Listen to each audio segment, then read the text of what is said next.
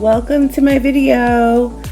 Today we're going to just do a little discussion about my progress and what I'm going through in this quarantine thing for coronavirus, and then just do a little recipe with baked potatoes with lentil gravy with these romaine lettuce wraps. It's really great, easy snack, meal, whatever.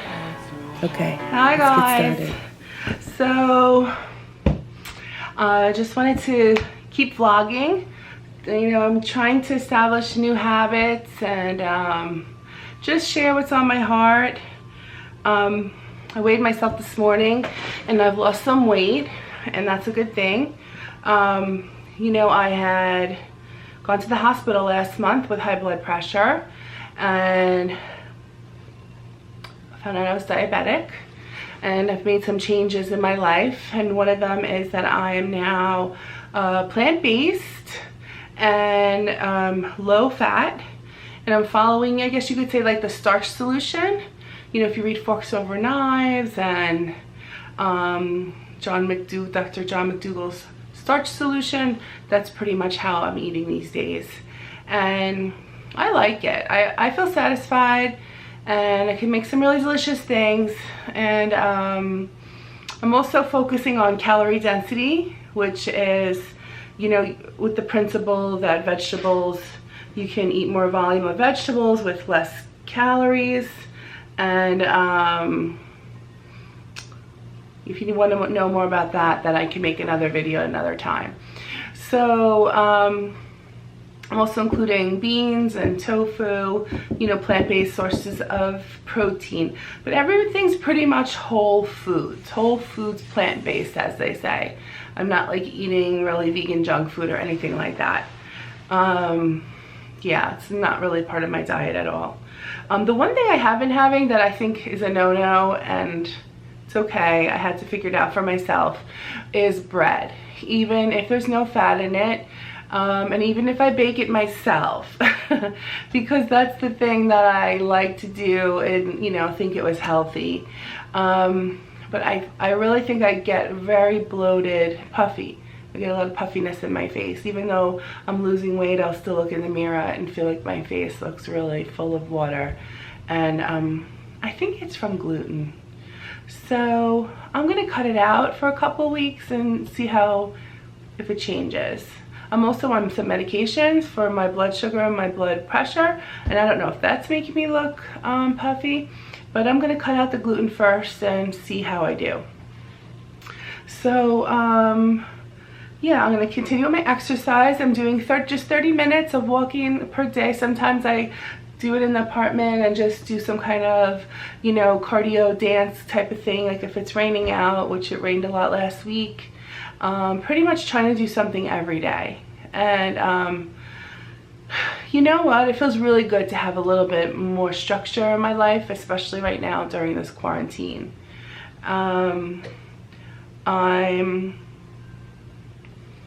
You know, I'm feeling good. I mean, there's days though that I've definitely been in the dumps as far as a lot of anxiety about this whole thing that's going on. The spa that I work at closed. I do massage therapy, and at first they just said it was till April 1st, and now it's indefinitely. And I had to apply for unemployment today, so we'll see what happens with that. It's kind of pending because they need to verify a few things, because my name has changed. I got remarried since I was in the state system, and then they have to verify stuff about the layoff with the coronavirus. But yeah, it's interesting though. As much as I do get anxious, it's very circumstantial, you know, circumstantial anxiety, because it's not out of nowhere. You know, there's some real stuff going on. One of the things that I've been concerned about was food shortage, and I could be right about that. You know, they are currently kind of rationing right now at the supermarkets, if you notice. At least they are around here. You can only buy one or two of the things. Like the whole store, the supermarket up by my house, the whole store was limited to only 2 of anything. In other stores I've noticed, Costco, you can only buy 1 of the meat, and each item kind of had a different criteria there. It's a little scary. I mean, especially because I already know I have food issues. So to imagine a food shortage makes me extremely, extremely anxious. So I did stock up on some of the staples to have here in the house, like rice and beans, and just the basics, and some canned goods. It's really, really scary to think about for me. I'm also somewhat afraid of the virus, of course. My area, there's not too much going on with the virus right now. And I've noticed that there's countries in the world that it's really not, not such a big issue. And,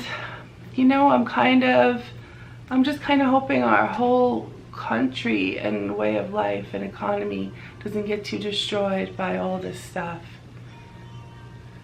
And all I can do is hope and pray. And speaking of prayer, like I've been praying a lot, and it feels so good. I'm a spiritual person, and I'm back to just praying. And I choose to pray to Jesus. I'm not even really religious at all. I don't go to church. I don't read the Bible. I have a Bible. I just bought a Bible. But I can't really say I'm a big Bible person right now. But I grew up with it, and I have a lot of, I have a connection with Jesus in my heart. It's a spiritual connection, and it feels so beautiful to me and comforting, and it's mine. It's mine, and I encourage everybody to find what's theirs, and to not be ashamed of it, because I've noticed at times I don't always share it. But it's so important to me, and it's beautiful, and it sustains me. I grew up religious, and I grew up not just religious, but how can I say it? My mom's pretty spiritual, but I think she's gotten more spiritual with time. I think we were just strictly religious when we grew up. And now I realize it's the spirituality. This distinction being not just following like the strict rules of the religion, but actually having like a personal relationship with God and a connection to something that's unseen. And that's been the important thing for me. It wasn't really until I went to the 12-step program. I stopped drinking when I was like really early, like 22 or something. I don't know if I was really an alcoholic, but I had really, really terrible binge drinking problems. I was a blackout drinker, and it caused trouble in my life. I didn't feel physically addicted at all, but I was a blackout drinker, and I didn't know if I was going to have 1 or 2 drinks, or if I was going to, just have 13 drinks. And I was just a 21-year-old girl, 19, 20, 21, even high school. I had a real destructive thing going on with alcohol. And I kept doing it. So eventually I went into therapy. I was still drinking like that and trying to, I was also bulimic, and I was also trying to clean that up. So eventually I stopped drinking, and I ended up going to AA. I just kind of found it, and it was so great for me. I found wonderful people, wonderful support, and I really, really enjoyed being there. So, and I was there for many years. Well, like at least 5 years regularly, and was totally sober for 9 years.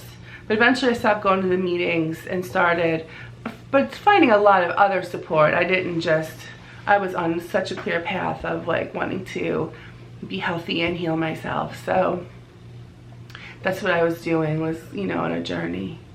But, I learned a lot about spirituality there, about really connecting with God, really feeling what it's like to surrender. And that's what I do today. It's surrender. Surrender is really a big, important part of my life. It's like I have a picture in my mind, like imagine, like I put all my troubles like in my hands, and I was like, okay, God, like, I surrender this to you. Like, please take this from me, because I don't know what I'm doing, and I'm going to trust that you do. But I literally feel like a visceral feeling when I surrender. Sometimes I'll literally go on my knees and I'll pray. And there's something about that physical act of being on my knees and with my hands in a prayer position, or sometimes I'll put my hands and cover my face and I'll just pray and I'll surrender. Sometimes I say I surrender to the Holy Spirit. And lately I'm talking to Jesus, but to me, like whatever feels good, you know? But it's that surrender. Saying, I don't know what I'm doing, God. And I trust that you do.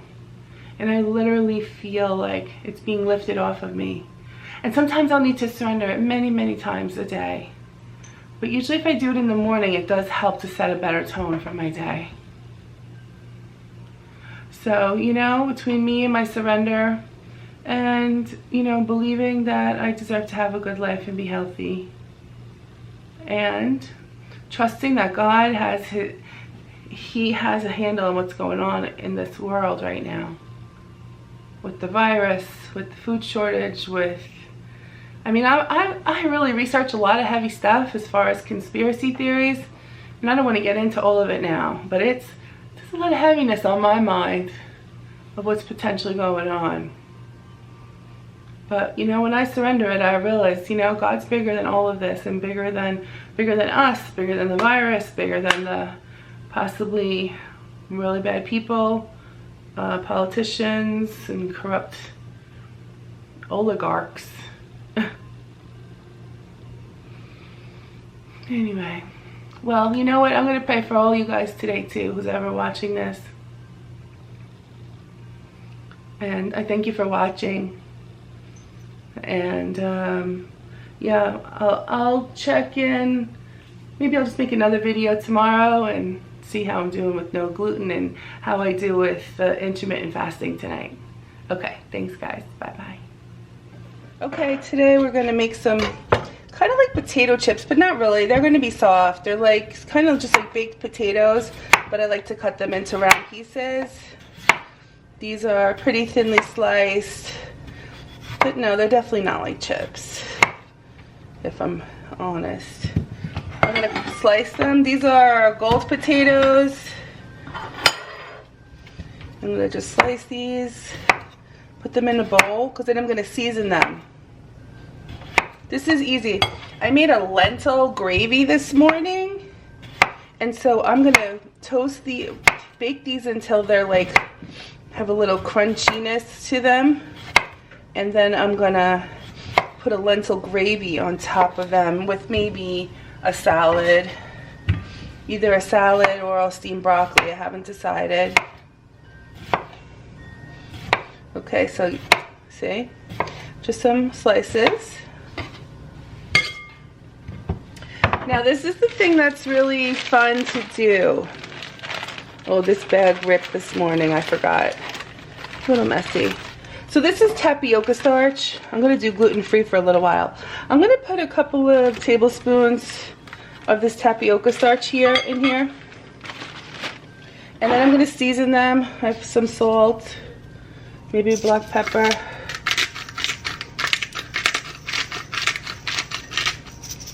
A little bit of cayenne, not much, a little. And I have this vegan chickenless seasoning salt from Trader Joe's. I like it. Put that here. What else? Garlic. A lot of garlic. Why not put a little, let's see. Why don't I put a little Italian seasoning? I don't know, just try something new. Okay, and then I'm going to mix this all together. Now, if this powder isn't really sticking well to the potatoes, I'm going to add a little bit of water to make it stick. Now, with this flour, you can kind of use any flour. Rice flour, wheat flour. I'm using tapioca starch. So what's going to do is, it's going to pull the water somewhat out of the potato. It's going to dehydrate it a little so that it can get a little bit crispier on the outside. And it, you know, kind of just becomes like a seasoned fry. You know when you have those seasoned fry and they kind of have a powdery coating? kind of like that. Now the thing is, without fat, they can stick. So I think I'm going to put a little bit of coconut oil even on this non-stick pan that I'm going to use, because I'm going to just try to do as little as possible. It's just so it doesn't stick, because otherwise all that crispiness will get stuck to the bottom of the pan, and you don't want that. Okay, so I spread about a half a teaspoon or ish, maybe a teaspoon of oil on the bottom of this pan. And then I'm going to put these potatoes in here. I'm going to spread them out into a single layer if I can, as much as possible. And then I preheated to 450, and I'm gonna bake it for 15 minutes. And then I'm gonna take the pan out with a fork, and I'm gonna flip over each piece and get it brown on the other side. Your pan and your oven will matter as far as how long and how crispy they get. I have found that this black non-stick roasting pan, I get the best color and crispiness. If you have a glass pan, you might not get as much browning, but you're gonna have to figure that out with what you have. A cookie sheet might be good. You could try it on parchment and see if you get the same brown, crispy coating. Okay, so what I decided to have as far as my vegetable with my lunch is some romaine lettuce. I bought these adorable little romaine lettuce heads at Costco. You get like 5 in a pack, and they're just really good. They're well shaped, and they're just the perfect thing. Whether I'm eating potatoes or rice, I just put the rice in here and fold it up like almost like eating a piece of sushi, or could put some potato in here and some kind of sauce and eat it like a wrap. So I use my salad spinner. I just cut off the end and separate the leaves, and I'll rinse them and spin them till they're dry, and it's a really nice little complement. So I'm gonna have this with the potato slices baked and crispy, and this lentil gravy that I already made today. It's basically just cooked lentils, saute some onion and garlic, and put some vegetable broth and some flour, some kind of starch, and make a gravy. I mean, it's hard now, I'm gonna have to warm it, but that'll become like a nice thick sauce, but it has the lentils in it for my protein.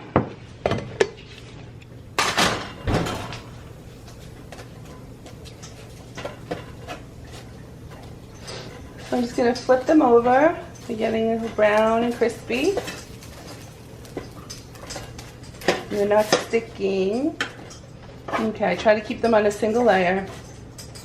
And I'm gonna pop them back in for 15. Well, I'm gonna put them in for 10 minutes and see what happens. See how they do in 10 minutes. Okay, so the potatoes are ready. Don't they look great? And cleaned and dried the lettuce. And I have this lentil gravy. I'm just gonna put some on the side.